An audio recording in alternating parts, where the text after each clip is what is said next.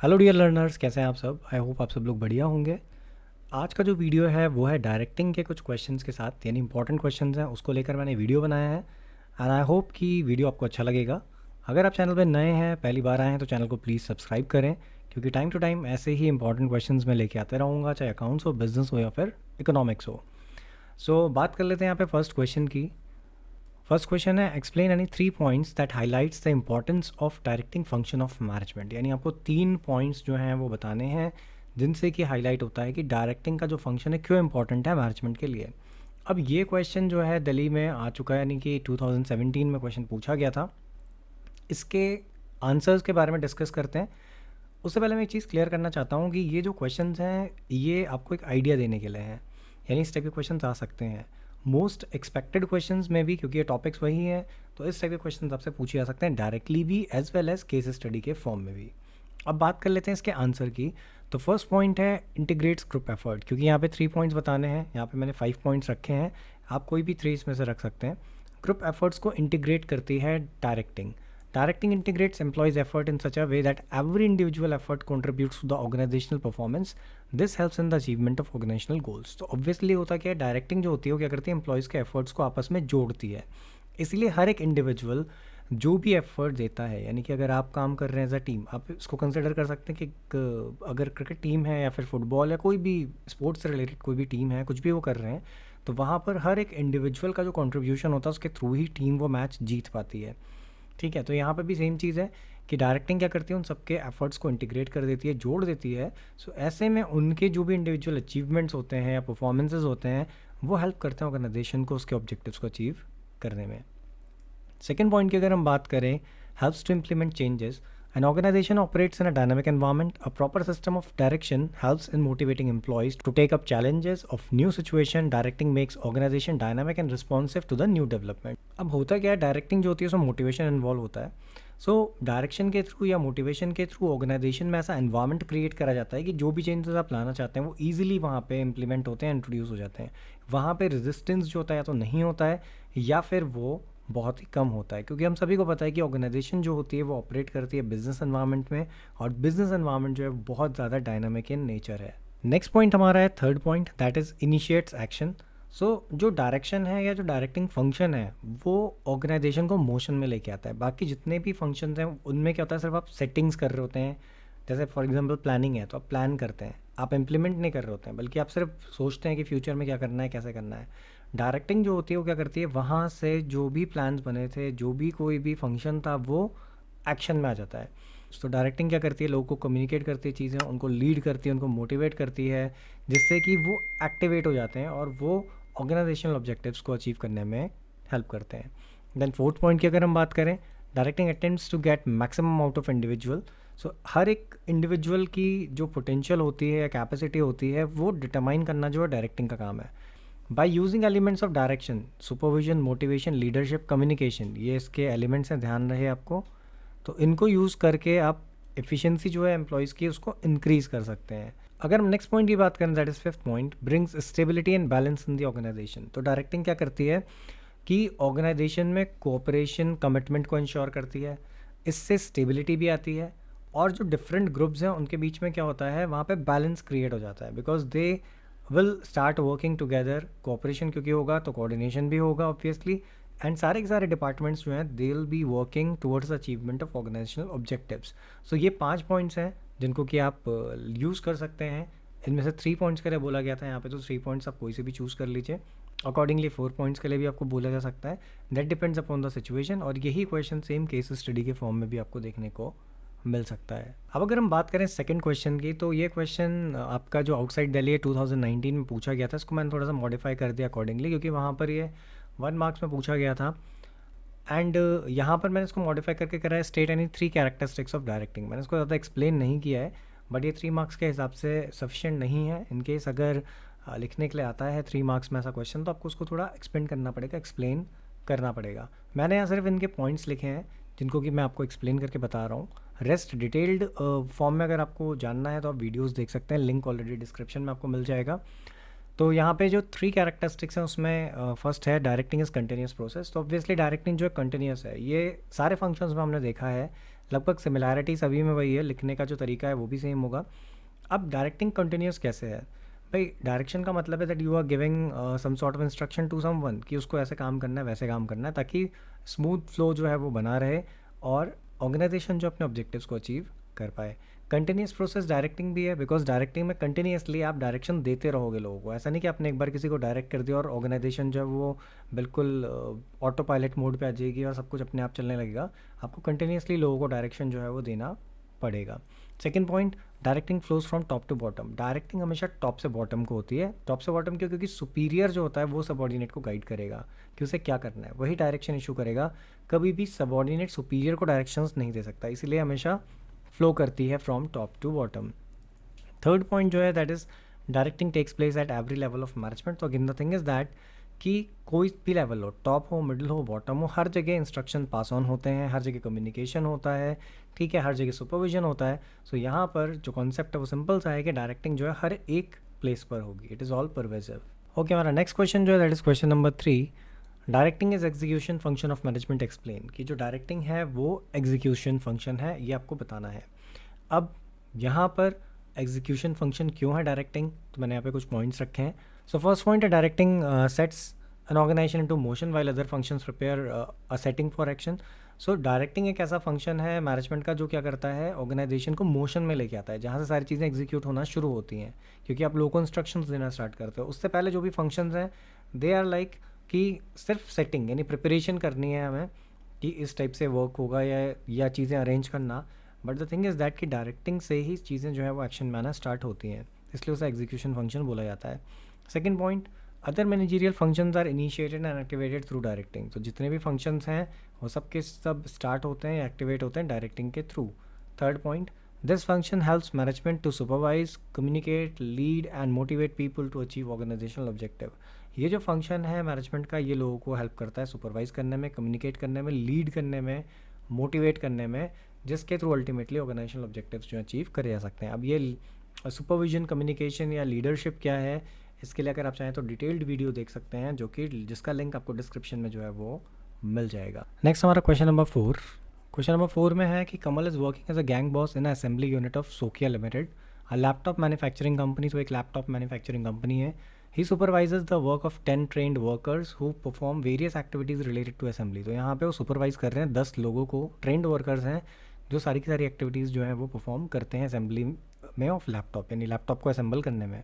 One day when he was supervising the work of his workers, he told Ashok, a worker, that his work could be improved। तो यहाँ पर क्या होता है कि जब एक दिन वो सुपरवाइज कर रहे होते हैं तो वहाँ पे एक अशोक नाम का एक वर्कर है, उसको वो कहते हैं कि उसका वर्क जो है वो इम्प्रूव किया जा सकता है। Ashok interpreted the comment of Kamal as that his work was not good. अब यहाँ पे क्या हुआ, अशोक ने ये इंटरप्रेट किया क्योंकि अशोक को ऐसा लगा कि भाई जो कमल है उन्होंने ऐसा कहा है कि that has work is not good, यानी कि उसका काम अच्छा नहीं है। Identify the type of barrier to effective communication in this case.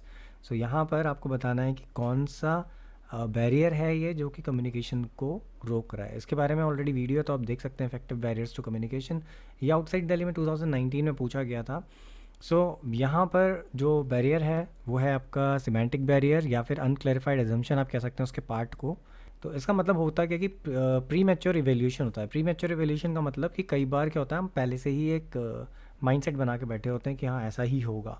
तो उससे क्या होता है कि हमें वही चीज़ें, जब भी हमें कोई कमेंट करता है, कोई चीज़ बताता है, तो हम उसकी बात पूरी सुनने से पहले ही जजमेंट बना के बैठ जाते हैं। सो यहाँ पर क्या है, यहाँ पे प्री मैच्योर इवैल्यूएशन है। अशोक ने मिस इंटरप्रेट किया कमल के कमेंट को, क्योंकि ज़्यादा टाइम यही होता है कि जो लोग होते हैं उनकी टेंडेंसी होती है वो पहले से ही जजमेंट फॉर्म करके बैठे होते हैं और पूरा मैसेज सुनने से पहले ही वो अपना मैसेज दिमाग में फॉर्म कर चुके होते हैं। नेक्स्ट क्वेश्चन हमारा है question number 5, state any 3 measures to overcome the communication barriers. ये 2017 में पूछा गया था दिल्ली में, उसके बाद 2019 में जो आपका सैम्पल क्वेश्चन पेपर था उसमें भी ये था। सो जो मेजर्स हैं वो क्या है जिसके थ्रू आप कम्युनिकेशन बैरियर्स को रोक सकते हैं। Clarify the idea before communication, तो आपको क्लैरिफाई होना चाहिए आइडिया जो आप कम्युनिकेट करने वाले हैं वो, यानी जो भी मैसेज आप कम्युनिकेट करने वाले हैं आपको खुद पता होना चाहिए कि आपको क्या कम्युनिकेट करना है। Second point, communicate according to the need of the receiver.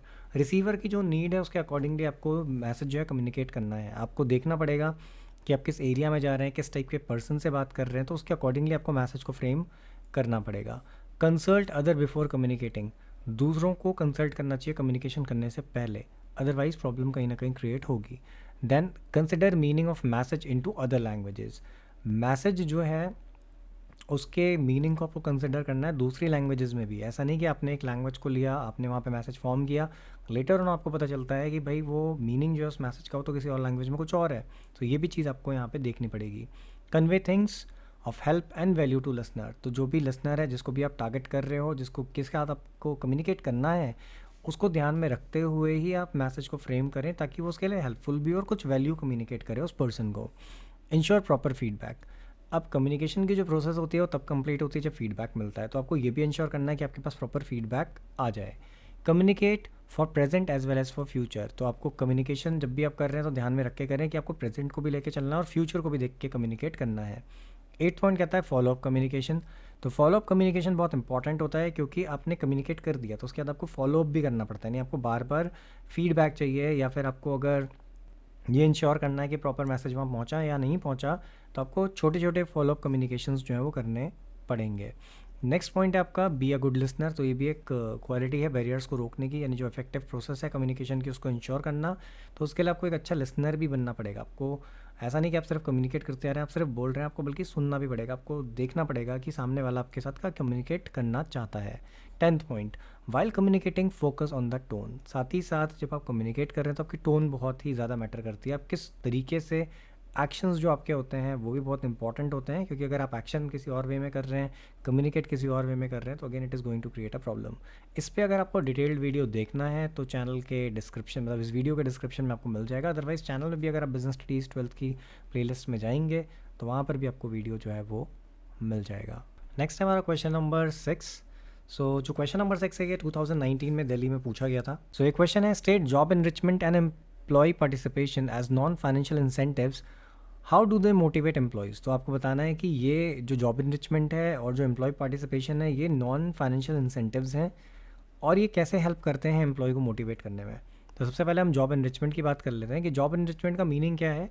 It means designing job that includes greater variety of work content require higher level of knowledge and skill, gives worker more autonomy and responsibility and provide the opportunity of personal growth and meaningful work experience। तो आपको समझ में आ गया होगा कि भाई job enrichment का मतलब है एक प्रॉपर वर्क डिज़ाइन करना, जॉब्स को इस तरीके से डिज़ाइन करना जिसमें कि वैरायटी ऑफ स्किल्स इन्वॉल्व हो, बहुत ज़्यादा कंटेंट हो जिससे कि एम्प्लॉय की ग्रोथ हो सके। If jobs are enriched and made more interesting the job itself become source of motivation to individuals. तो अगर आपने ये चैप्टर पढ़ लिया है, यानी कि अगर आपने चैप्टर पूरा पढ़ा है और जॉब एनरिचमेंट के बारे में हमने पढ़ा, तो आपको पता होगा कि जॉब एनरिचमेंट जो होता है वो क्या करता है, अगर जॉब को ही आप ऑलरेडी इंटरेस्टिंग बना देंगे, ऐसा क्या लिखा भी है कि अगर आपने कंटेंट उसमें रखा है, अगर आपने उनको फ्लेक्सिबिलिटी प्रोवाइड करी है, आपने उसमें स्किल्स ऐसी वो रखी हैं कि जो स्किल्स की मतलब पर्सन के अंदर ऑलरेडी स्किल्स है और वो और इम्प्रूव करेगा, तो कहीं ना कहीं वो जो जॉब्स होती हैं वो खुद ब खुद इंटरेस्टिंग बन जाती है। एंड अगेन जब वो इंटरेस्टिंग हो जाएगी तो it will be a source of motivation for the employee itself. Then employee participation की अगर हम बात करें तो एम्प्लॉय पार्टिसिपेशन का मतलब होता है एम्प्लॉयज़ को पावर्स देना, उनको ज़्यादा ग्रेटर फ्लेक्सिबिलिटी प्रोवाइड करना। It makes them feel that their job are important and this feeling makes them contribute positively to the use of their skills and talent in the job performance. अब होता क्या है कि आपने employ participation जो है वो बूस्ट किया, आप लोगों को इनवाइट कर रहे हो, एम्प्लॉयज़ आ रहे हैं, वो सजेशंस भी दे रहे हैं, हर एक डिसीजन में पार्टिसिपेट कर रहे हैं, आपने उनको फ्लेक्सिबिलिटी दी है, तो कहीं ना कहीं इट मोटिवेट्स दैम, उनको हेल्प मिलती है, उनके अंदर ये फीलिंग डेवलप होती है that they are very important to the organisation. So again they are going to work with a full zeal and organisation को उसका बेनिफिट जो है वो मिलता है। नेक्स्ट हमारा क्वेश्चन नंबर 7, ये भी आउटसाइड दिल्ली 2019 में पूछा गया था, सेम ऐसा क्वेश्चन 19 में दिल्ली में था जो इससे पहले वाला क्वेश्चन था। तो यहाँ पे थोड़ा सा डिफरेंस है क्योंकि अगेन नॉन फाइनेंशियल इंसेंटिव्स की बात हो रही है, यहाँ पे ये नहीं पूछा गया कैसे मोटिवेट कर रहा है, लेकिन career advancement opportunity and job security के बारे में पूछा गया था यहाँ पे। सो करियर एडवांसमेंट अपॉर्चुनिटी क्या है, it includes providing promotional opportunities to the employees to improve their skills and efficiency with the hope that they will be promoted to the higher level. तो यहाँ पर होता क्या है, एम्प्लॉयज़ को प्रमोशनल अपॉर्चुनिटीज़ प्रोवाइड करना जो है वो करियर एडवांसमेंट अपॉर्चुनिटी का एक मीनिंग है या एम है आप कह सकते हैं। यहाँ पर क्या होता है कि इस चीज़ को ध्यान में रख के उनको ट्रेनिंग्स दी जाती हैं, उनका डेवलपमेंट किया जाता है, उनकी स्किल्स को इम्प्रूव किया जाता है कि फ्यूचर में अगर सिचुएशन आती है कोई ऐसी, तो ईजिली वो पर्सन जो है नेक्स्ट हायर लेवल पे मूव करा जा सके या फिर उसको प्रमोशन दिया जा सके in short. So informal communication का एक एस्पेक्ट ये भी होता है कि जब कोई भी पर्सन को यूज़ करता है, यानी जो मैनेजर्स यूज़ करते हैं इनफॉर्मल कम्युनिकेशन, सो ईजिली उनको फीडबैक मिल जाता है कि उनके जो भी सबॉर्डिनेट्स हैं वो क्या सोचते हैं, क्योंकि इन्फॉर्मेशन बहुत रैपिडली पास ऑन होती है and it is a kind of grapevine communication only. Question number 9 हमारा जो है वो कहता है identify and explain the element of directing mentioned below. यहाँ पर आपको एलिमेंट आइडेंटिफाई करने हैं डायरेक्टिंग के और वो बताना है। यहाँ पर 2 सेंटेंसेस आपको दिए गए हैं। पॉइंट ए में कहता है Aastha manager has the ability to influence other to bring about change in their behaviour. यानी आस्था एक मैनेजर है और उनके अंदर एबिलिटी की वो लोगों को इन्फ्लुएंस कर सकती हैं, जिससे कि लोगों के बिहेवियर में जो है वो चेंज होता है। तो यहाँ पर अगर एलिमेंट की बात करी जाए डायरेक्टिंग की, तो लीडरशिप की बात हो रही है, बिकॉज लीडरशिप एक ऐसी प्रोसेस है जिससे कि लोगों के बिहेवियर को इन्फ्लुएंस किया जाता है और लोगों को वॉलंटरीली उस फॉर्म में आप लेके आ जाते हैं, उस माइंडसेट में लेके आ जाते हैं कि वो उन कामों को करते हैं जो ऑर्गेनाइजेशनल ऑब्जेक्टिव्स को अचीव करने में हेल्प करती है। तो यहाँ पे सेम पॉइंट ये लिखा हुआ है क्योंकि यहाँ से मोटिवेशन मिलता है लोगों को। नेक्स्ट अगर हम बात करें पॉइंट बी की, तो that is Neeraj a managing director declare share in the profit to the manager for their contribution to increase profits of the company. So यहाँ पे पॉइंट बी में यह है कि जो नीरज है वो इसीलिए प्रॉफिट डिक्लेयर कर रहे हैं मैनेजर्स के लिए क्योंकि मैनेजर्स ने जो कंट्रीब्यूशन किया है, उन्होंने इतना हार्डवर्क किया जिसकी वजह से कंपनी को प्रॉफिट हुआ है। सो यहाँ पर इसका जो कॉन्सेप्ट है, यानी कि अगर हम एलिमेंट की बात करें डायरेक्टिंग की, तो ये मोटिवेशन का पार्ट है, because motivation, leadership, communication, supervision, ये एलिमेंट हैं डायरेक्टिंग के। And now the 10th question, जो कि इस वीडियो का लास्ट क्वेश्चन है। Briefly explain the positive and negative aspect of types of communication which arises out of the need of employees to exchange their views. So यहाँ पर बात हो रही है इनफॉर्मल कम्युनिकेशन की। अब आप सोचेंगे इनफॉर्मल कम्युनिकेशन कैसा है, क्योंकि मुझे पता है कि इसके बाद अगर मैं आप एक्सप्लेन नहीं करता तो बहुत सारे कमेंट्स फॉर श्योर चैनल पे आते हैं। तो यहाँ पर देखिए एक चीज़ लिखी हुई है कि type of communication which arises out of the need of employees, यानी कि जो एम्प्लॉयज़ हैं उनको व्यूज़ एक्सचेंज करने हैं, उनकी नीड के बेसिस पे कौन से टाइप का कम्युनिकेशन होगा।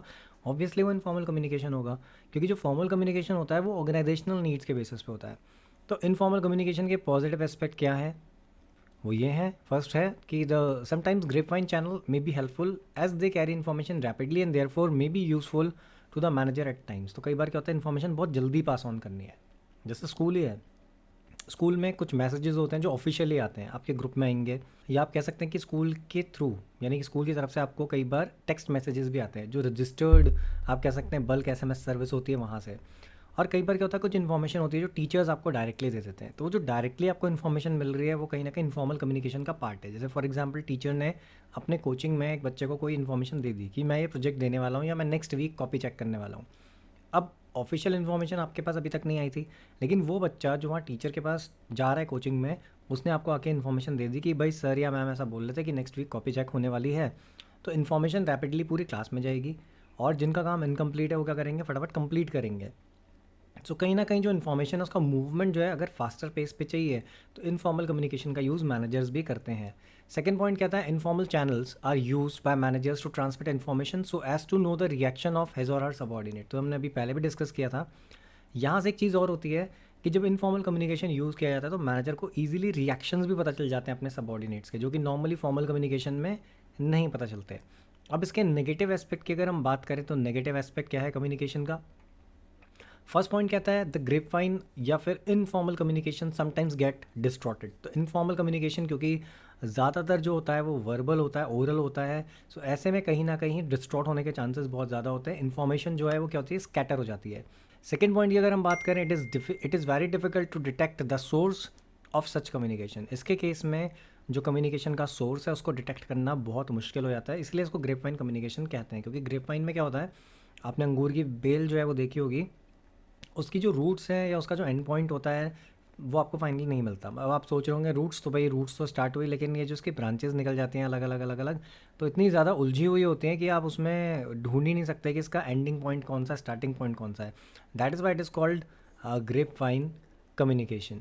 ठीक है, तो it is a kind of source of communication. Informal communication को ही ग्रेपवाइन बोला जाता है। और ग्रेपवाइन जो वर्ड इसको मिला है वो World War II के टाइम मिला था। So that's all in today's video. I hope कि वीडियो आपको अच्छा लगा भी होगा, ये इंपॉर्टेंट क्वेश्चंस आपके लिए हेल्पफुल रहेंगे। सो अगर आपने वीडियो को यहाँ तक देख लिया है तो प्लीज़ चैनल को सब्सक्राइब करें वीडियो को लाइक करें, अपने फ्रेंड्स के साथ शेयर भी करें, क्योंकि टाइम टू टाइम ऐसे इन्फॉर्मेटिव वीडियोस आपके लिए आएंगे। आपके टर्म 2 से रिलेटेड वीडियोस भी आएंगे, कॉन्सेप्ट रिलेटेड वीडियोस भी आएंगे, और भी बहुत सारे इन्फॉर्मेटिव वीडियोस आएंगे। Thanks for watching the video.